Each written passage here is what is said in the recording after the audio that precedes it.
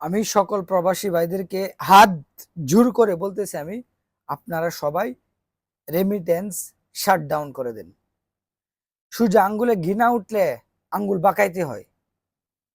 এই যে মনে করেন যে 5 আগস্টের সময় যেভাবে শাটডাউন হয়ে গেছিল পুরোপুরি, কোনো কিছু আন্দোলন কোনো কিছু দরকার নাই, শুধু খালি টাকাগুলা ব্যাংকে পাঠানো আপনারা দয়া করে বন্ধ করে দেন।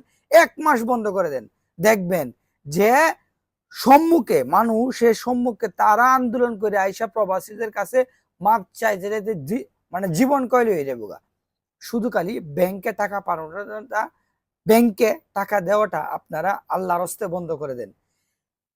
টিকেটের সিন্ডিকেট, বিদেশ আওয়ার সময় সিন্ডিকেট, মানে প্রবাসীদের, বাংলাদেশে প্রবাসীরা এক কথায় কোনো শান্তি নেই।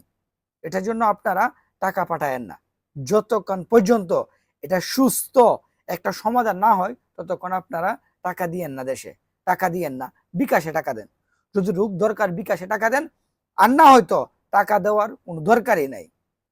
আমার কোম্পানিতে ইন্ডিয়ার লোক আইসা তাদেরকে ভিসা ফ্রি, আকামা ফ্রি বাবদ বানায় দেয়, আর আমাদের বাঙালির কাছ থেকে টাকা নিয়ে ভিসা লাগাই দেয়। মানে আমাদের বাঙালি, এবং কি দেশে ছুটিতে যাওয়ার সময় ইন্ডিয়ার লোকদের টিকিট সহ, আওয়া যাওয়ার টিকিট সহ দিয়ে দেয়। আর আমাদের বাঙালিরা এই আমার কোম্পানি থেকে গেলে টিকিট নিজের টাকা দিয়ে টিকিট কাটিয়ে দিতে হয়, নিজের টাকা দিয়ে টিকিট কাটিয়ে আসতে হয়। এবং কি যেই টিকিটটা আপনার 30,000 টাকা, এই টিকিটটা কি হয়ে যায় 1,10,000, 20,000 এরকম হয়ে যায়, 90,000 টাকা হয়ে যায়। তো এই প্রবাসীরা যে পর্যন্ত পেরাশানি দূর না হবে, ততক্ষণ পর্যন্ত ভাই আল্লাহর হস্তে আপনাদেরকে বলি, একটা টাকা, একটা পয়সা, একটা রিয়াল কেউ দেশে দিবেন না, প্লিজ দিবেন না।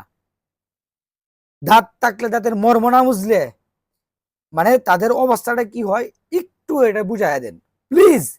5 আগস্টের সময় যেভাবে বাহির থেকে যুদ্ধ করছিলেন, এখন এভাবে শাটডাউন মেরে দেন, দেখবেন যে আব্বা ডাকবো টাকা পাঠানোর জন্য, আব্বা ডাকবো। একটা টাকাও কেউ দিবেন না দেশে, একটা টাকাও কেউ দিয়েন না, আল্লাহর হস্তে বলতেছি, বানানোর জন্য বলতেছি। আমাদের 5 আগস্টের পরে প্রবাসীদের কোনো উন্নতি হয় নাই। একটার বেশি নয়া ফোন নেওয়া যাইব না, যত রকমের ট্যাক্স আছে সব প্রবাসীদের উপরে ঢালিয়ে দিছে। আমরা যে বিদেশ আয়, কোনো ব্যাংকে আমাদেরকে একটা টাকা দেয়, ব্যাংকের মধ্যে গেলে এই কাগজ লাগবো ওই কাগজ লাগবো, মানে কাগজে দিতে এতে জিন্দিগি বরবাদ, লাস্টে শুধু টাকা নিয়ে তারপরে বিদেশ আসতে হয় আমাদের। আল্লাহর হস্তে বলতেছি, এই সময় আসছে, এখন সময়টা কাজে লাগান, কেউ একটা টাকাও দেশে দিয়েন না প্লিজ।